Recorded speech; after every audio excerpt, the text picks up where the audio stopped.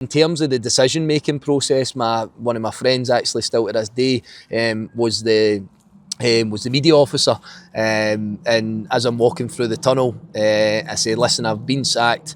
I'm now going to go and speak to the press," and he'll tell you, he'll laugh about it. He didn't know what to say. He was stunned, and I said, "Well, you sit down there, and I'll go and I'll go and do this." And I just wanted to leave in my terms, and I wanted to leave with my words rather than somebody else's words, as difficult as it was. Had you even had the chance to phone home to say what had happened, or was it just as quick as that? You're sacked, and then you go and tell it? I hadn't spoke to anybody else. I literally walked out of the office and came straight out and addressed the press. Here's another thing for you, and I'll talk about it. I don't know any other manager that's announced his own sacking. I haven't heard that, and you could maybe correct me if somebody has, but I can't think off the top of my head. I can't think of one. I didn't know if I was doing the right thing. I still to this day don't know whether I've done the right thing or the wrong thing.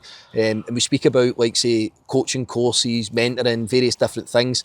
One of the things I always talk about is crisis management, because when you look at being a football manager, how do you deal with a crisis when it comes? And I would personally probably love to hear from, whatever it was, a hostage negotiator, or, somebody that's done something completely different where it starts to become that kind of life or death situation, as deep as that starts to sound.